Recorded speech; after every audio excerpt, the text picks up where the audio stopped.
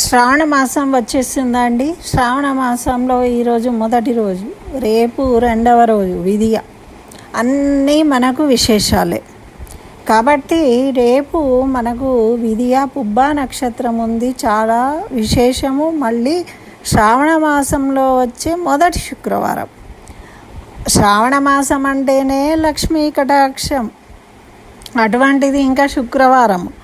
చూడండి ఎంత విశేషమైన రోజు. అయితే ఇంకొక విశేషం ఉంది, అది ఏమిటి అనేది మనం ఈ వీడియోలో తెలుసుకుందాం. మనకు శ్రావణ మాసం వచ్చేసింది. శ్రావణ మాసంలో రెండవ రోజు విధియ.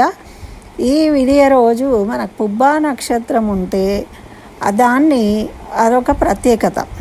అది ఏమిటి ప్రత్యేకత అంటే, మనకు ఆళ్వార్లు ఉన్నారు. ఆళ్వార్లు 12 ఆళ్వార్లు ఉంటారు శ్రీ వైష్ణవ సాంప్రదాయంలో. అందులో ఒకే ఒక్క మహిళ ఆళ్వారు ఉన్నారు.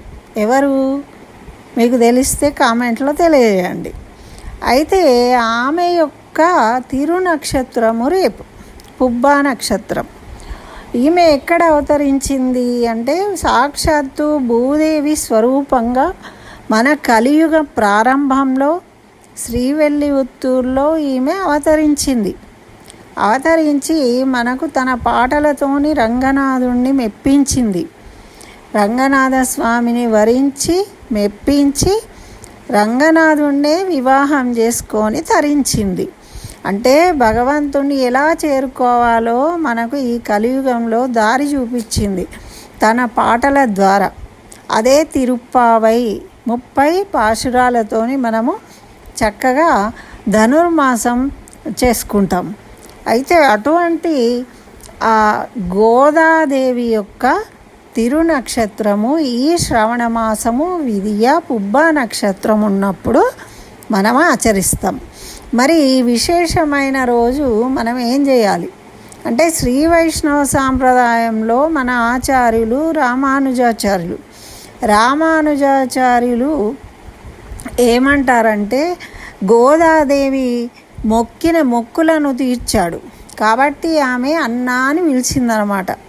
అంటే చెల్లెలు మొక్కులు ఉంటే అన్నలు తీరుస్తారు కదా, ఆ విధంగా రామానుజాచార్యులు ఆమె మొక్కిన మొక్కును తీర్చి, అమ్మా నువ్వు మొక్కిన మొక్కు నేను తీర్చాను అని చెప్పినప్పుడు ఆ అమ్మ ఏమని పిలిచిందంటే అన్న అని పిలిచిందట.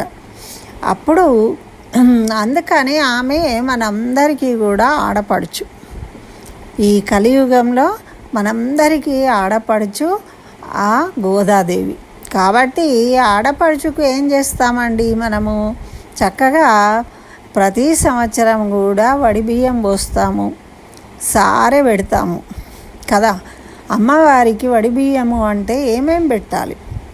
వస్త్రాలు, గాజులు, కుడుకలు, పండ్లు, స్వీట్లు, వడిబియ్యము, దాంట్లో దువ్వెన, అద్దము, అలంకరణ సామాగ్రి అన్నీ కూడా పెట్టవచ్చు.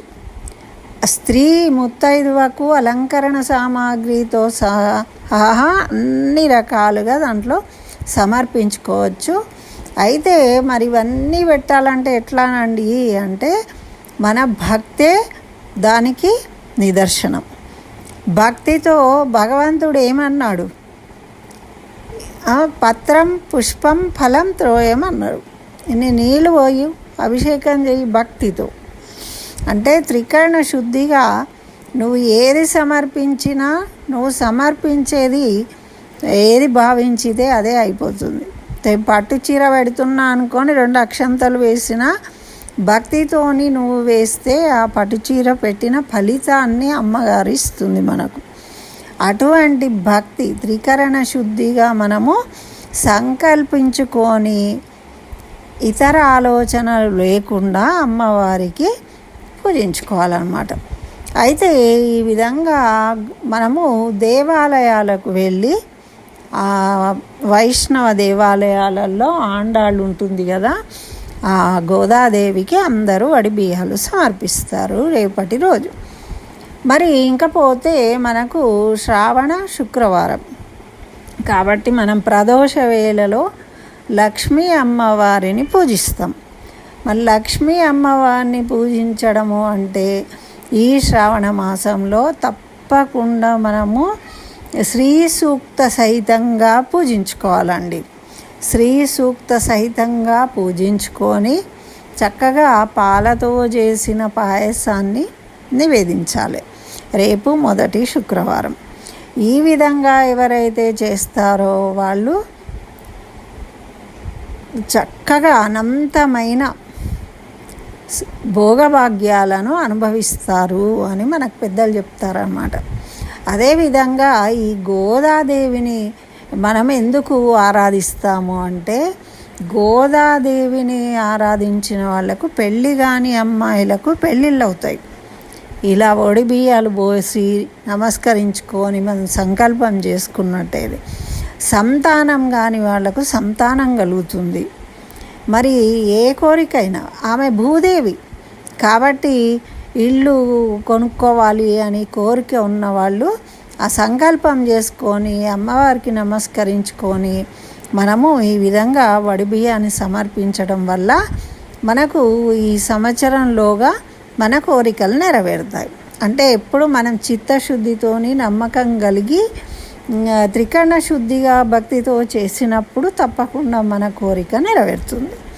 అదేవిధంగా శ్రావణ మాసం శుక్రవారం కాబట్టి లక్ష్మీదేవిని పూజించడం వల్ల మనకు డబ్బుకు ఇబ్బంది లేకుండా, ఇప్పుడు లక్ష్మీదేవి అంటే ఏంటండి, శుభ్రత. ముందు మనం శుభ్రంగా ఉండాలి, మన ఇల్లు శుభ్రంగా ఉంచుకోవాలి, మన బట్టలు చుట్టుపక్కల మన పిల్లలు ఇంట్లో అందరూ కూడా శుభ్రతను పాటించాలి. దానివల్ల మనం ఆనందంగా ఉంటాము, ఆరోగ్యంగా ఉంటాము. అప్పుడు మనం భక్తితో పూజ చేయగలుగుతాం, అమ్మవారిని స్తుతించగలుగుతాం.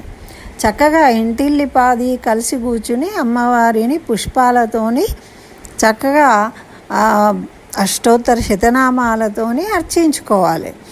అలా అందరూ కలిసి కుటుంబం అంతా ఆనందంగా పూజించినప్పుడు అమ్మ కూడా ఆనందపడుతుంది. అమ్మ ఎప్పుడు కూడా సింగిల్గా ఒక్కళ్ళు కూర్చొని చేస్తే ఇష్టపడదు. మనకు వరలక్ష్మి వ్రతం కథలో కూడా ఉంటుంది కదా, అందరినీ చుట్టుపక్కల వాళ్ళని ఎందుకు పిలుస్తాం పేరంటాలకు, ఇంట్లో ఎవరు లేకున్నా కూడా.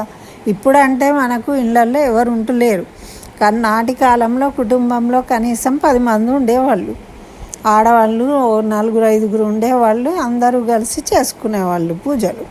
కాబట్టి ఆ విధంగా మనము ఎప్పుడూ కూడా కుటుంబంలో బయట వాళ్ళను పిలిచే అవకాశం లేకపోయినా మనము భార్య, భర్త, అత్త, మామ ఉంటే ఎవరు ఉంటే వాళ్ళు, పిల్లలు ముఖ్యంగా పిల్లలను తప్పకుండా మీతో కూర్చోబెట్టుకొని పూజను చేయడం అలవాటు చేయండి.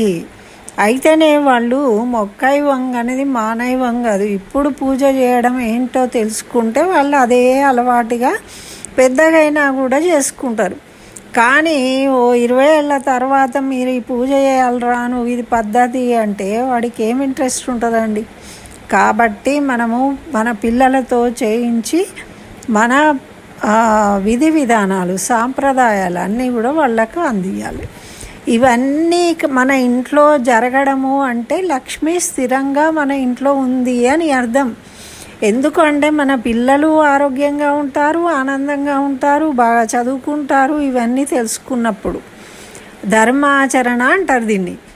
ధర్మాన్ని ఎప్పుడు ఆచరిస్తామో అప్పుడు అన్నీ మనకు అనుకూలంగా జరుగుతూ ఉంటాయి.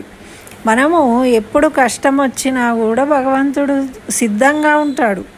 కానీ మనం భగవంతుడిని నమ్మినప్పుడు భగవంతుడు మనకు ఆ ఆపద నుండి మనం తప్పిస్తాడనమాట. అంటే ఘోరంత అయ్యేది అంటారు కదా, గోటితో పోయింది కొండంత అయ్యేది గోటితో పోయేట్టు చేస్తాడనమాట. మనకు విధి కర్మలు ఉంటాయి కొన్ని, అవి అనుభవించక తప్పదు. కానీ మనం ఆచరించే ధర్మం వల్ల, భక్తి వల్ల మనకు ఇబ్బందులు ఎదురైనా కూడా వాటిని భరించి మనం వాటిని ఎదుర్కొనే శక్తిని భగవంతుడు ఇస్తాడు. కాబట్టి మనకు ఎప్పుడు అవసరం పడ్డా డబ్బులు అందుతూ ఉంటాయి. నిరంతరంగా మనం ఆనందంగా, ఆరోగ్యంగా, శుభకార్యాలతో మన ఇల్లు విలసిల్లాలి అంటే ఈ విధంగా లక్ష్మీదేవిని పూజించుకోవాలి రేపు ఫస్ట్ వారం రోజు. ఆ అమ్మవారి యొక్క తిరునక్షత్ర తనియను చదవాలి. కర్కటే పూర్వ ఫల్గుణ్యాం తులసీ కాననోద్భవాం పాండ్యే విశ్వంభరాం గోదాం వందే శ్రీరంగనాయకీం. కర్కటే పూర్వ ఫల్గుణ్యాం తులసీ కాననోద్భవాం పాండ్యే విశ్వంభరాం గోదాం వందే శ్రీరంగనాయకీం. నీళాతుంగస్తనగిరితటి సూక్తముద్బోధ్య కృష్ణం పారాధ్యం స్వం శృతిశతశిరసిద్ధ మధ్యాపయంతి సోచ్చిష్టాయాం సృజనిగళితం యా బలాత్ కుంచ భుంక్తే గోదా తస్యై నమ ఇదమిదం భూయ ఏవాస్తు భూయః. ఇదండి మరి. తప్పకుండా రెండో వారం ఏం చేసుకోవాలనేది మళ్ళీ తెలుసుకుందాము. నచ్చితే లైక్ చేయండి. ఏదైనా దేవి నామాన్ని మీరు కామెంట్లో తప్పకుండా రాయండి. మరి బంధుమిత్రులకు షేర్ చేయండి. అందరికీ శ్రావణ శుక్రవారము శుభాకాంక్షలు. అలాగే ఆండాళ్ తిరునక్షత్ర శుభాకాంక్షలు. ఆ అమ్మవాళ్ళ యొక్క శ్రీదేవి భూదేవి యొక్క అనుగ్రహంతో మనమందరము కూడా శాంతిగా ప్రశాంతిగా ఆయురారోగ్య ఐశ్వర్యాలతో జీవించాలని కోరుకుందాం. స్వస్తి. సర్వం శ్రీకృష్ణ చరణారవిందార్పణమస్తు.